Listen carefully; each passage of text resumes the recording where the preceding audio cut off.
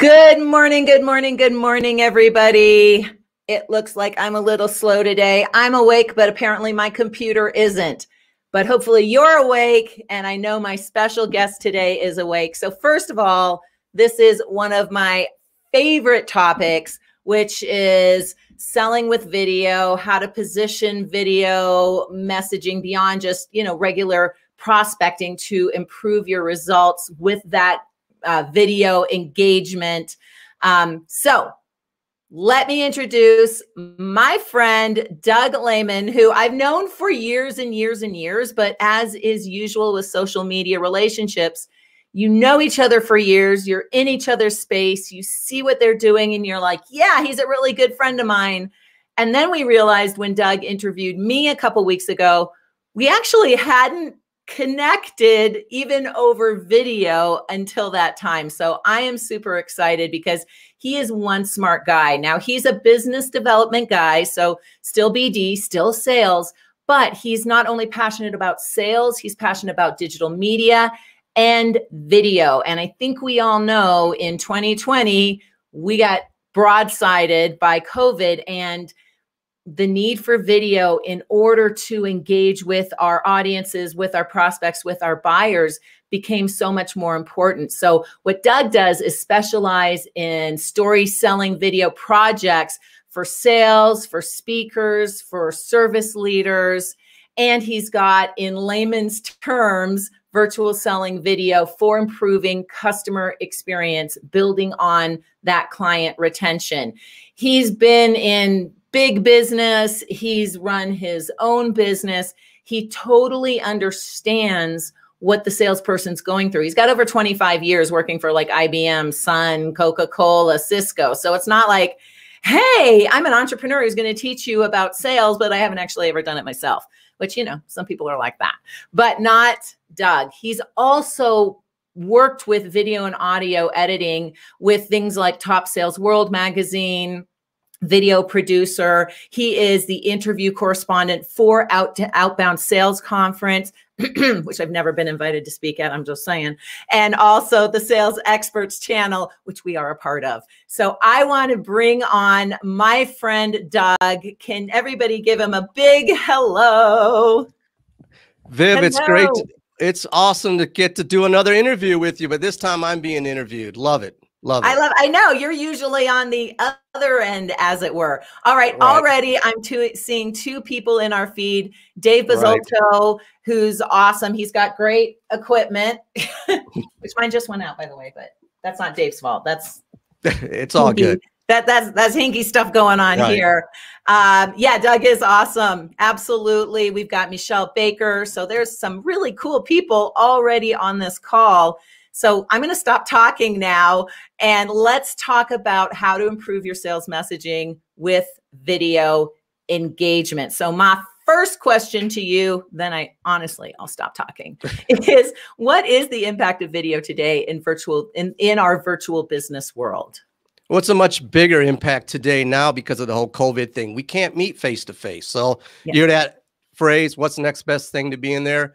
Video. But we've got to up the video at all levels of communication, whether it's prospecting, testimonials, post sales, or just simple communication along the sales process. So it's there and it's not going away. When we travel, we're going to do more hybrid stuff. So it's where it is. I've always been a proponent of video for the last 10 years, but it's just amplified over the last year, with the COVID. Okay, so you said travel, which we may or may not get back to anytime soon. Here's fingers crossing. I'm going completely off topic now. No, it's still on the topic of video, but when we start traveling again, how do we take our studio with us? So we get really comfortable. We've been in our home offices for over a year. I've got my green screen over there. I've got my 3 lights going on. I got my, semi-expensive mic here. I got crappy internet, but what do we do when we start traveling? How are we going to take our studio with us? Well, you definitely take your studio with you because you got one of these things. It's called a cell phone, and you can capture video anywhere you go. And there's an app for that. Okay, there's a million apps for that. So being able to take short form videos at events, Okay, you go to an event, you mentioned the Sales Experts channel or Outbound Conference, whatever, being able to do testimonials at events or bringing your studio on the road. If you got a laptop and a webcam and a cell phone, you're good to go. So we're portable. That's been proven with Zoom calls, but adding that level of video engagement at conferences for face-to-face and repurposing the content. Video like this, we're doing live, right? And I'm going to take this footage and chop it into short videos and repurpose it. That's the same thing you can do. That's an extra tip, but just leverage video through the whole journey. I love that. So, I mean, one of the things I notice, I speak at a lot of conferences, and yeah, we'll get people who shoot 24/7 at a 3-day conference, and they literally have content then for the entire year. Right. Yeah, that's awesome. And it's a way to build your playlist or repurposing content. I'll take it down that rabbit hole. Having pre-recorded content to use at different points of engagement is wonderful. You can reset that up. Anytime you record a testimonial or an event, you can use that at different parts of engagement. Hey, we spoke to so-and-so. I got that video queued up. Put it on your hard drive, put it on your phone, and send it away. Off you go. I know the technology is so amazing. Yes, I'm going to get to that question, Andre. Let me ask the audience, though, how many of you, back in the day when we did conferences and trade shows and on-site visits and things like that, how many of you were taking the time to do customer testimonials?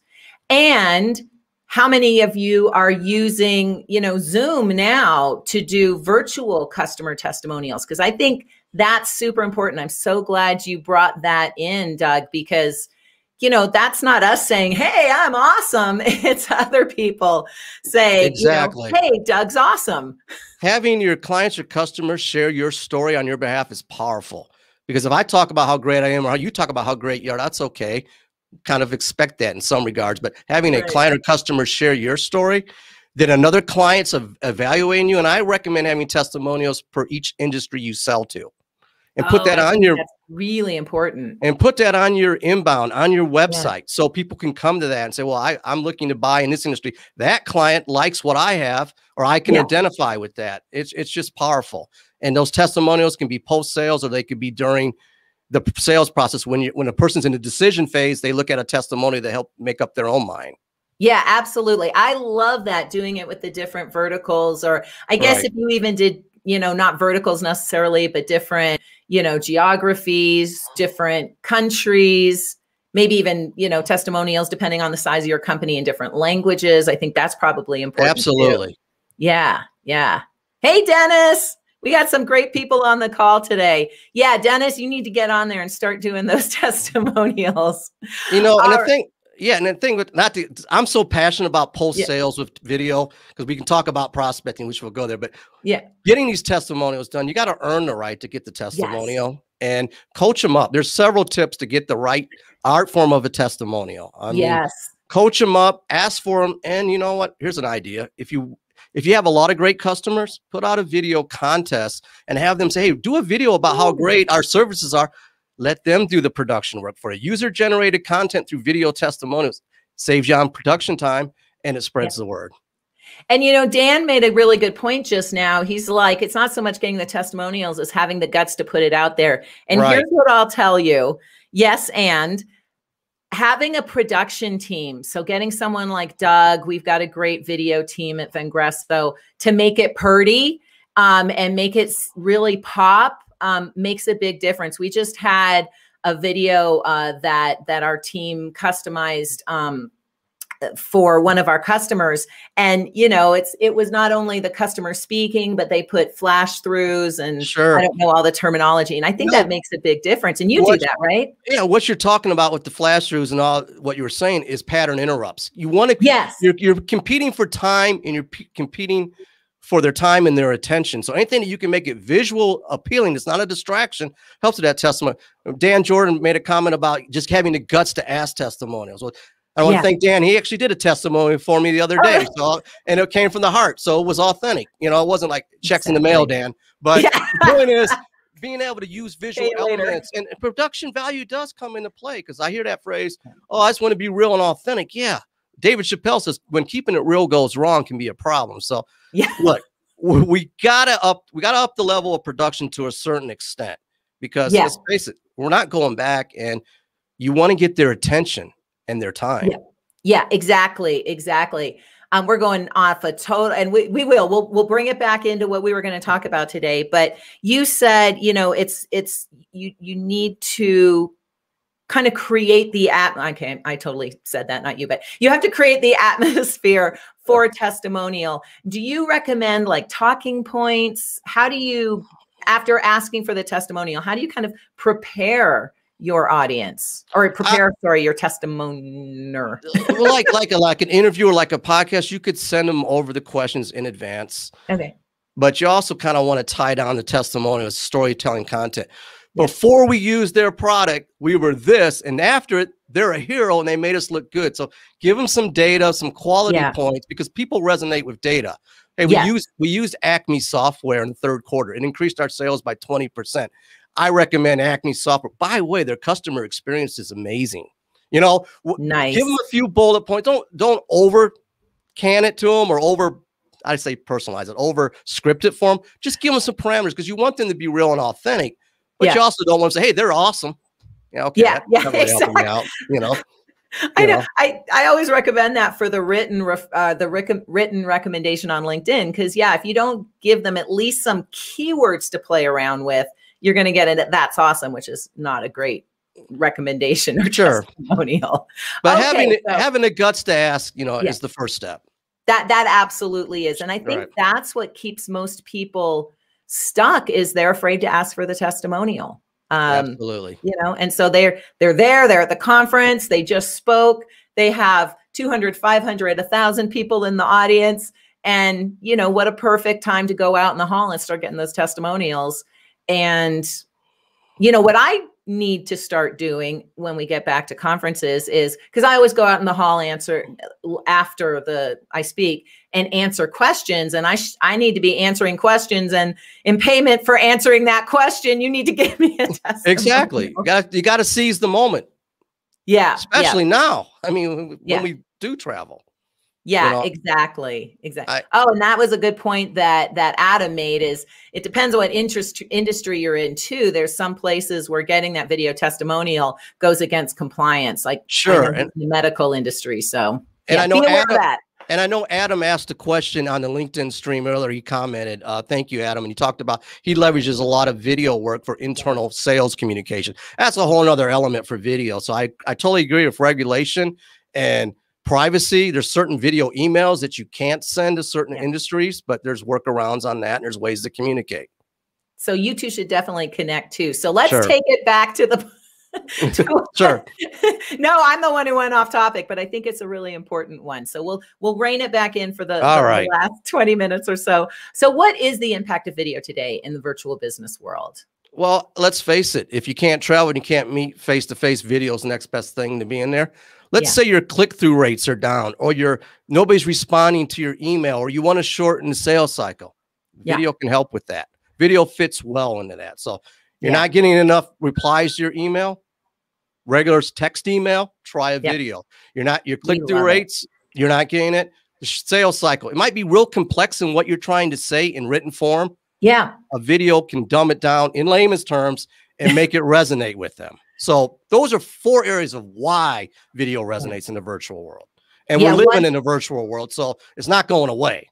No, absolutely. You know, 100%. We're big fans of One Mob, Hippo Video, Bomb, Videolicious. I mean, even just if you don't want the software, you can't afford the software, shoot a video, to Doug's point, shoot a video on your phone, and you can send it every social platform, with maybe the exception of Clubhouse now, but every other social platform allows you to send video and private messaging. Finally, LinkedIn too. Yeah, so there's no excuse. I love what you said, because you just named some great companies for video email. And I'm going to add Co-Video in there, Bomb, Vidyard, Wistia. I don't want to piss anybody off. They're all great. They all have Loom. Free trial, Loom. Yeah, they're on the list. But also, you just said something, LinkedIn, but Instagram. Yeah. Facebook. You can do video. And some clients, maybe B2C, Facebook, I can get a hold of somebody, but I can't get a hold of them on a video email. So think about native video on social networks, and then we can go back to LinkedIn and email.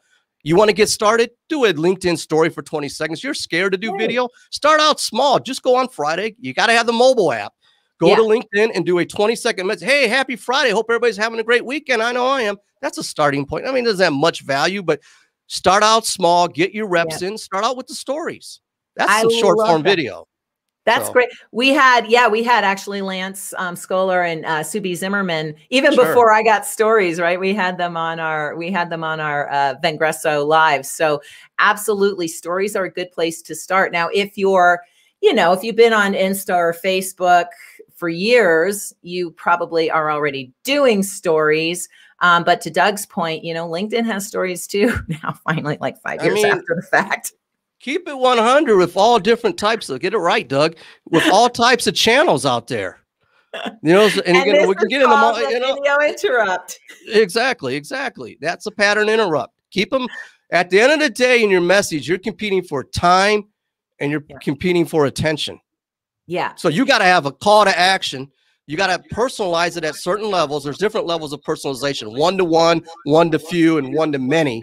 Right. But you still got to drive their attention. So to that point, you and leverage video, and we leverage video, and we all recommend leveraging video throughout the entire sales process. And you said something really interesting: one-to-many, one-to-few, one-to-one. Now, one-to-many, isn't that marketing's job? It's more of a broadcast video. This Sunday, we're going to see the Super Bowl, right? You're going to a lot of commercials are going to be one-to-many, but at the same time, if you have a great one-to-many video that you can put in your sales strategy down the road that it resonates, fine. And you can take a one-to-many video that's like a broadcast, like I used to do for LinkedIn connections. Hey, thanks for connecting on new LinkedIn connection. There's an idea for a video. Thanks for connecting. And the video goes on about, I'm glad we're connected, Bob. I show some pictures on that. And it's really a YOU. It's not really directed to you. It's just to anybody. But I'll personalize it in the text of the email, or I may send audio. That's a workaround, because at the end of the day, a canned message is a canned message if it doesn't resonate to the viewer, but you can use that footage at certain times for engagement. So I love it. So don't sleep on the canned message. You can use it, you can implement it, but you can use text and audio to support it. I'm kind of rambling here, but if I send you a canned message, I'll even say in a voice message, hey, by the way, the message below, it's non-personalized. Just want to put that in there. So that's perfect. You're like, hey, being transparent here, but you should still watch the video because there's some value there. I think value is multi-touch points. I know there's a question about omni-channel. Yeah. Video is your lead actor. Text and audio are your supporting actors. They all work well together. So love it. Your video message should have some text that supports in the video and the audio. And when you send a video message, call them on the phone and say, hey, by the way, at 2:30 on a Friday, I just sent you a video message.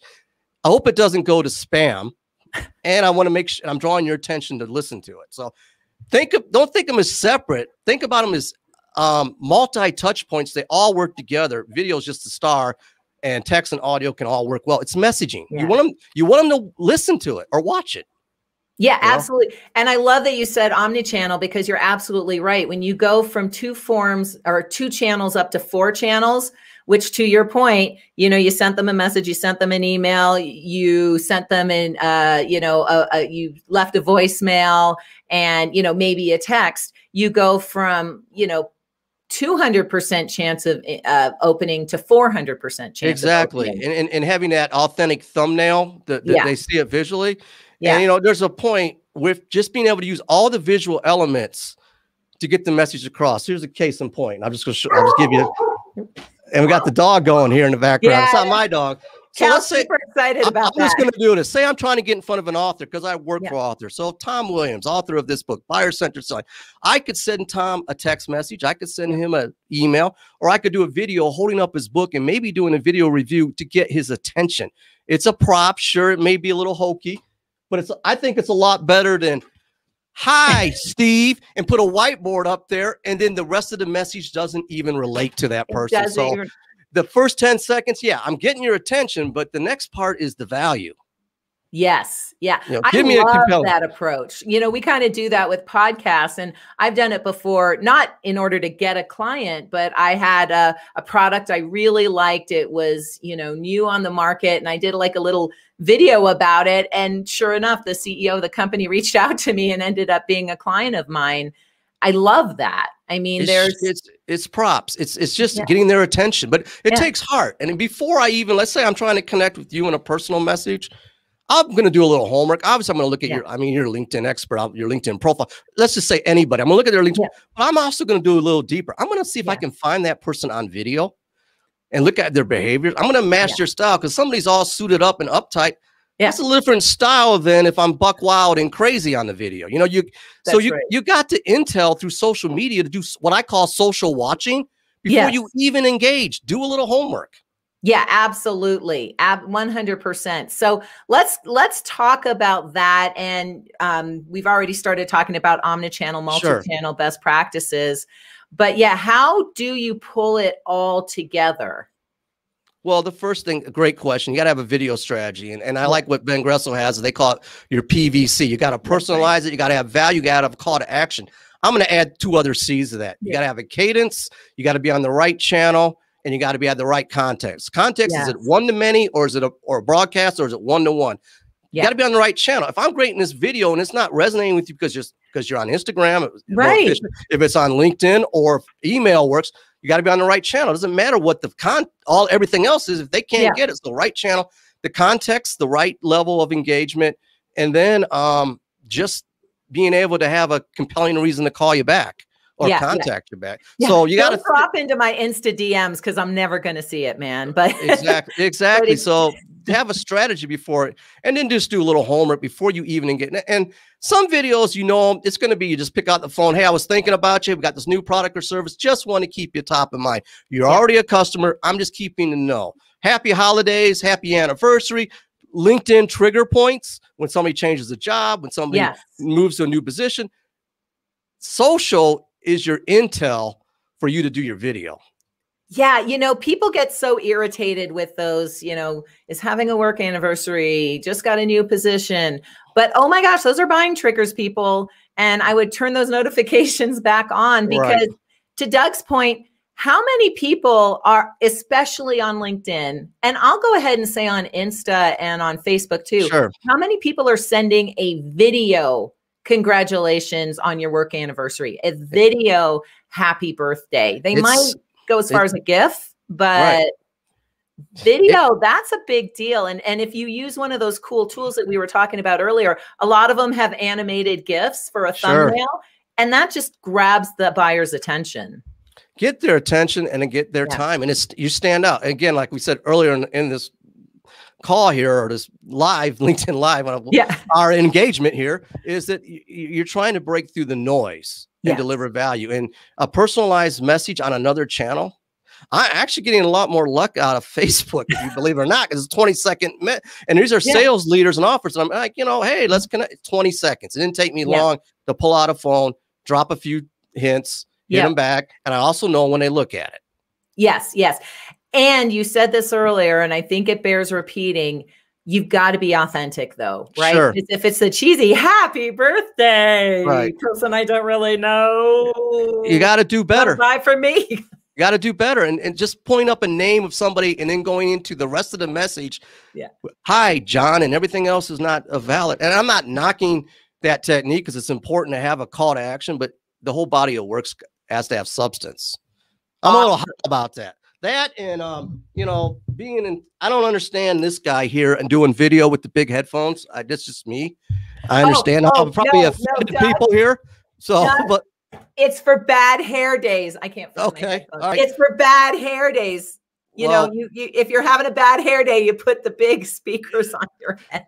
You know, just try to, exactly. I love that. Just be in the mirror. You know, I don't have much hair, so maybe, you know, but the point is, you know, we're not going to turn the camera around. But anyway, it's just having that visual elements. I know there's a lot of talk about green screen, not green screen. Just you're trying to get attention. You don't want to be cluttered. I mean, I see in your background, you got the Vengreso representing. I'm representing the ATL. Got my bat signal up here in layman's terms.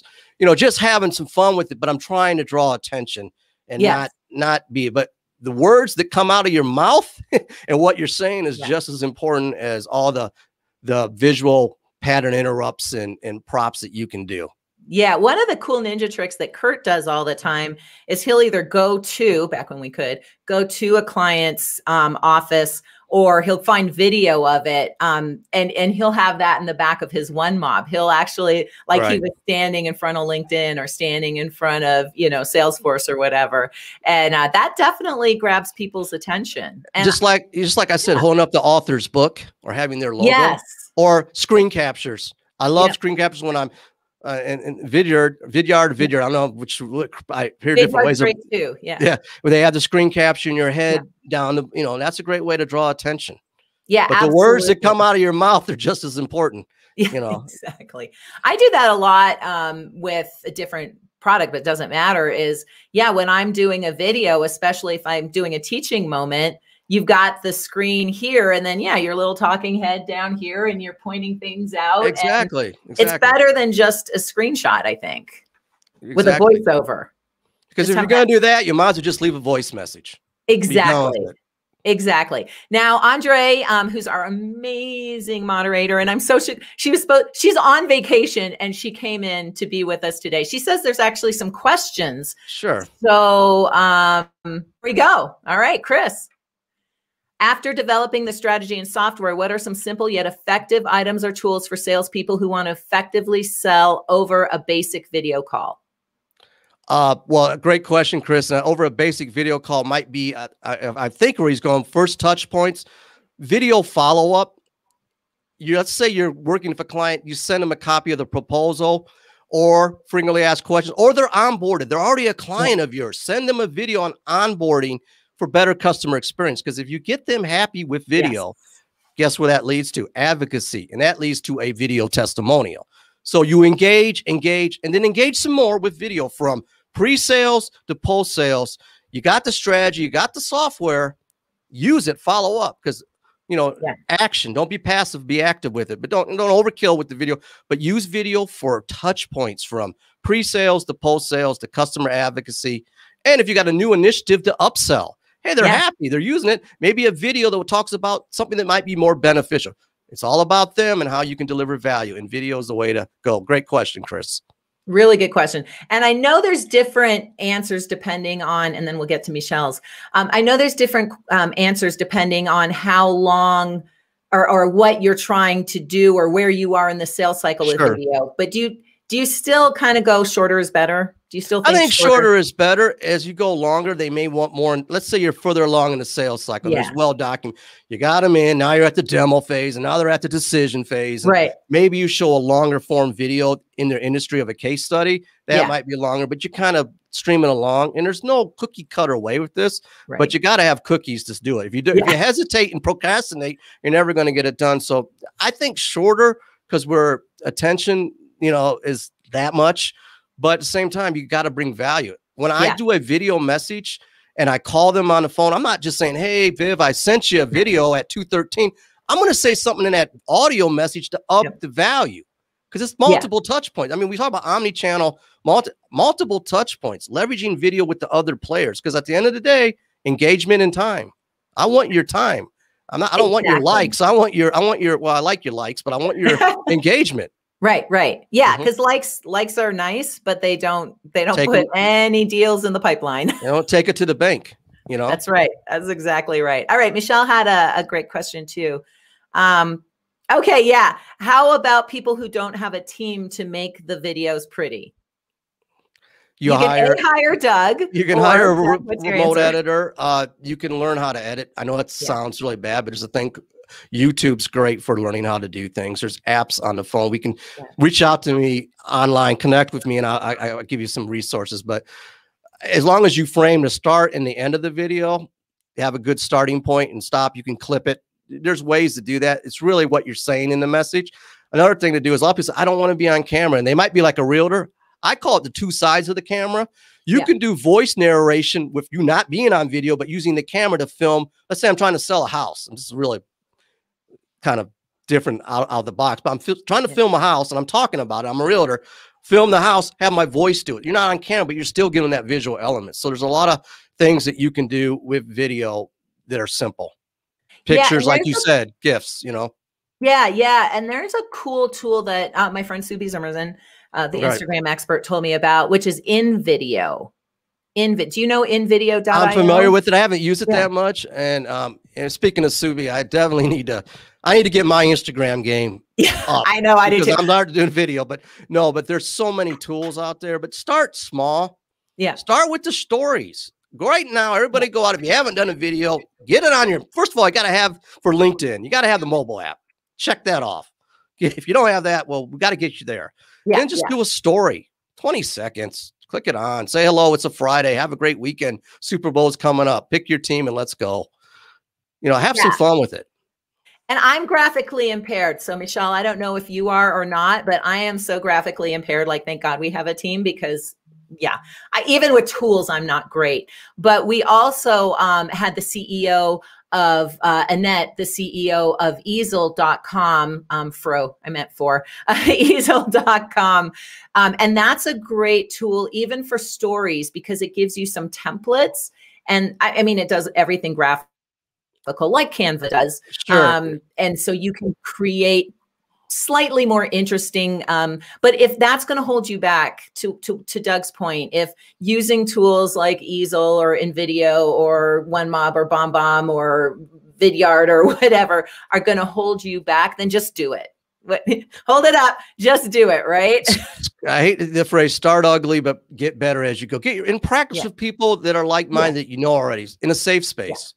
Yeah, maybe got like a group on Facebook where people like you. You know, you can try it out there, and then once you're comfortable with it, take it to big time. But the thing is, it's not going away. I mean, video's not going away. Video engagement's not going away. Selling with video is not going away. However, this Vengreso Live is going away. We're at time. Okay. So, Doug, do you have any last hints, tips? We'll definitely, here we go. She's already sharing all your contact info. Guys, you want to reach, and gals, you want to reach out to Doug. You want to connect with Doug. He is so knowledgeable and generous with his time, although you should totally hire him too. But okay, Doug, any last minute? Make sure you have a thought, make sure you make it for them, and make sure you mobilize it. Especially if you're doing a video message real quick, have a compelling thumbnail in the subject line, have the word video, have a question, call to actions, mobilize that concept, conceptualize, visualize, and recognize, be ready to mobilize and share that story so it brings value to your audience. That is in layman's terms. In layman's terms, layman's terms, everybody. Yeah, you got a podcast too, right? I am working on that. With all these interviews that I'm doing that. I've got to get more inclined in that. So thank you. Thank you so much. Hey, Jeff, how you doing? I love seeing all these faces. Like, sometimes you see them pop up on Facebook. Sometimes you see them pop up on LinkedIn. It's good to see you again, Jeff. It's been a long time. We should have you on the show. So yes, thank you, everybody. If you've got any questions that we missed, you can reach out to Doug directly. You can put them, in the whatever platform you're looking at. You can put them in the stream, and we'll get there and respond to them later. Thank you for your time today. Viveka von Rosen, Vengreso Live, Doug Lehman in layman's terms, and we are out of here. Thanks, everyone.